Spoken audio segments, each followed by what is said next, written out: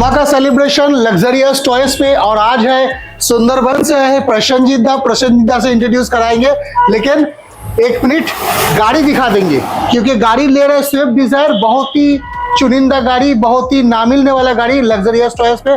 दादा को पूछेंगे, दादा कैसे लगा गाड़ी लेके हम लोगों तरफ से?